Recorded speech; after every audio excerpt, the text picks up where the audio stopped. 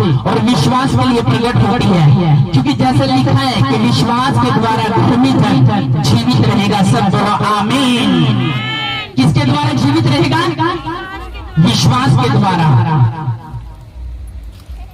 अगर आप परमेश्वर के वचन को सच में विश्वास के द्वारा अपने स्पिरिट के अंदर डालते हो तो आपकी स्पिरिट जो होती है वो विश्वास में आ जाती है, आपका जीवन जो है वो विश्वास में आ जाता है। फिर आप परमेश्वर के साथ प्रार्थना करना शुरू करते हो, फिर आप अपने गुनाहों को मानना शुरू करते हो, अपनी बुराइयों को त्यागने का फैसला करते हो जब आपका चर्च में आकर विश्वास बढ़ता है। इसलिए अगर आपने विश्वास बढ़ाना है अपने जीवन में तो आपको चर्च में आना पड़ेगा, आपको लगातार वर्शिप करनी पड़ेगी, आपको खुदा की प्रेजेंस में बनना पड़ेगा, आपको फील करना पड़ेगा होली स्पिरिट का टच।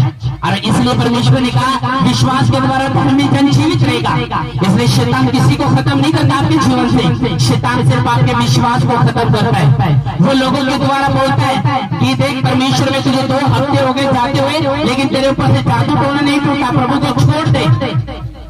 वो लोगों को भटकाता है, घुमाता है, उनके कान भरता है तुम्हारे खिलाफ ताकि तुम चर्च जाना छोड़ दो, तुम परमेश्वर से प्रार्थना कराना छोड़ दो, तुम पास्टर से बात करना छोड़ दो, तुम चर्च में विनती दुआ करना छोड़ दो। इसलिए शैतान तरह तरह के अटैक करता है तुम्हारी जिंदगी पे ताकि तुम परमेश्वर की महिमा ना कर सको। हालेलुया। इसलिए उसने कहा विश्वास जो है वो सुनने से आएगा, और सुनना कहां से होगा? चर्च से। परमेश्वर का विश्वास के द्वारा धर्मी जन जीवित रहेगा। प्रभु ने ये नहीं कहा के द्वारा जीवित रहेगा, परमेश्वर ने ये नहीं कहा रिश्तेदारों के द्वारा जीवित रहेगा, परमेश्वर ने ये नहीं कहा कि तुम दवाई के द्वारा जीवित रहोगे, परमेश्वर ने ये नहीं कहा तुम डॉक्टर के द्वारा जीवित रहेंगे, परमेश्वर ने कहा तुम रोटी के द्वारा नहीं लिखा परमेश्वर ने या पानी के द्वारा। परमेश्वर ने कहा असली जिंदगी तुम्हारी विश्वास से है। जब तुम मुझ पर विश्वास करोगे, जीवन स्वर्ग की ओर ध्यान लगाओगे, चर्च आओगे, परमेश्वर ने कहा अगर तुम्हारा विश्वास बना और तुम प्रभु में आ गए तो तुम अपना पूरा खानदान प्रभु में लेके आने वाले हो यीशु मसीह के नाम में। आमीन। इसलिए किस पे अटैक होता है? विश्वास पे। देख प्रभु ने तुझे बच्चा नहीं दिया, देख प्रभु ने तुझे अभी तक घर नहीं दिया, देख प्रभु ने अभी तक तेरा बच्चा जो पागल है उसको चंगा नहीं करा, देख प्रभु ने अभी तक तेरी आंखें जो धुंधली है वो चंगा नहीं करा, देख प्रभु ने अभी तक तेरा फाइनेंस चंगा नहीं करा, देख प्रभु ने तुझे अभी तक कार नहीं दिलाई, तेरे लिए प्रोफेसी की गई लेकिन वो प्रोफेसी अभी तक ठीक नहीं हुई, तेरे बच्चे की गर्दन ठीक नहीं हुई, तेरे बच्चे की आंखें ठीक नहीं हुई, देख अभी तक तेरा चश्मा नहीं उतरा, देख अभी तक तुझे गवर्नमेंट जॉब नहीं मिली, देख अभी तक तुझे तेरा परिवार में अभी तक क्लेश है। कहता कोई फायदा नहीं है परमेश्वर में जाने का, कोई फायदा नहीं है प्रभु को मानने का, छोड़ दे प्रभु को। ऐसी ऐसी बातें वो लोगों के द्वारा और तुम्हारे कान में, तुम्हारे दिमाग में, तुम्हारे विचारों में ऐसी बातें वो डालता है कि प्रभु में जाने का कोई फायदा नहीं है। आदम और हवा को कैसे बचाए शैतान ने? जब उनको आज्ञा दी गई आदम की वाटिका के सारे वृक्षों का फल तुम खा सकते हो लेकिन भले और बुरे पेड़ का वृक्ष का जो फल है उसको मत खाना। शैतान को ये बात पता थी कि परमेश्वर ने इनको आज्ञा दी है वृक्ष के फल न खाने की। शैतान को पता था इस बारे में कि इनको वचन मिला हुआ है, इन्होंने वचन को सुना हुआ है, इन्होंने वचन को ध्यान लगाया हुआ है, ये एक विश्वासी बन चुके हैं, ये एक मैन ऑफ गॉड बन चुका है।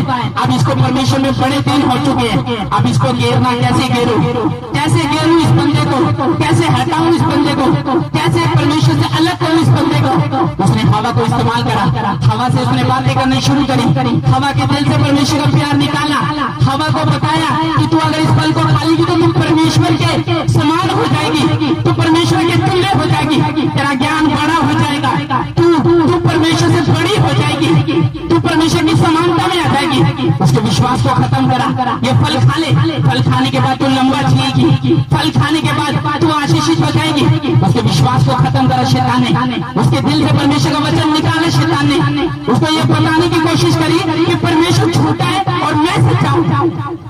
और वचन ये बताता है जब ये बात उसके दिलों में डाली तो उसका विश्वास होना शुरू हो गया। उसका वचन जो उसके दिल में परमेश्वर ने बैठाया था, आगे जो परमेश्वर उसके दिल में बैठाई थी, जो मन में आदम और हवा के परमेश्वर ने प्रेरित की थी, वो वचन तोड़ना शुरू कर दिया शैतान ने। रोज उसको फरमाता था, रोज उसको फल दिखाता था, रोज उसको बुलाता था, रोज उससे बातें करता था। और एक भूमि उसने भी मूर्ख ना दिखाई। हवा ने उसके बात सुनी, उसके पास गई, पेड़ के करीब गई, उस फल का टेस्ट लिया और खुद तो खाया, साथ में अपने पति को भी दिया। और परमेश्वर को जब ये बात पता चली, क्या तुम्हें विश्वास नहीं था? क्या तुम भूखे रह जाते? क्या आदम की वाटिका की प्रॉपर्टी तुम्हारी नहीं थी? तो क्यों फल खाया? उसने कहा परमेश्वर जो औरत तूने मुझे दी है इसने मुझे मजबूर करा है फल खाने के लिए। परमेश्वर ने कहा आदम पहले तो तूने गलती करी और दोष फिर अपनी पत्नी को लगाने लगा, इसने गलती करी, इसलिए आदम तू श्रापित है, हवा तू भी श्रापित है और सांप तू भी श्रापित है, और तीनों को श्राप दिया। हालेलुया। परमेश्वर का औरत तेरा श्राप यह होगा, तू 9 महीने जब प्रेग्नेंट होगी तो तेरी गर्भ की जो पीड़ा है ऐसी पीड़ा में तो बच्चे को जन्म देगी कि तेरी लालसा तेरे पति की ओर होगी, तेरे लिए ये श्राप है। और 9 महीने बाद आपको पता है एक माँ जब अपने बच्चे को पेट में रखती है तो वो इतनी तड़प और दर्द के साथ जन्म देती है कि उससे पूछो उसकी तकलीफ, और उसकी सारी लालसा उसकी सास की ओर नहीं रहती या उसके खानदान की ओर नहीं रहती, उसकी सारी लालसा उसके पति की ओर होती है। परमेश्वर का साफ जो तूने ऐसा करा है इसलिए तुम लोगों की एड़ी के नीचे कुचला करेंगे लोग तुझे, और तू पेट के बल चला करेगा, ये तेरे लिए श्राप होगा और तू जीवन भर मिट्टी चाटता रहेगा और बिलों में छूटता रहेगा। ये सांप को श्राप दिया।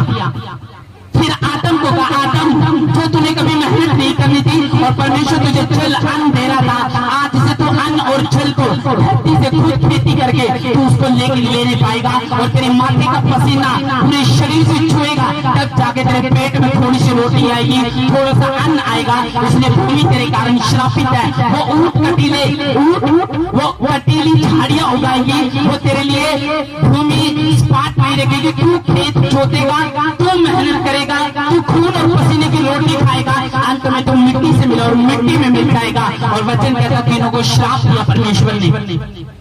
उनको विश्वास परमेश्वर ने दिलाएगा कि मेरे वचन पे यकीन करना, विश्वास करना, थोड़ा सा मैं परीक्षा करूंगा, तेरी टेस्ट लूंगा तेरा, हो सकता मैं बीमारी से ले लूं, हो सकता मैं परखने के द्वारा ले लूं, हो सकता मैं पड़ोसी के द्वारा ले लूं, हो सकता है कि शैतान लोगों को, रिश्तेदारों को, मासी को, बुआ को आपके घुमा दे ताकि आप परमेश्वर से दूर हो जाए। कहता मैं परख ले सकता हूँ, लेकिन अगर तेरा विश्वास नहीं है, तेरा विश्वास अगर चला गया तो खुद प्रेयर करना तो छोड़ देगा।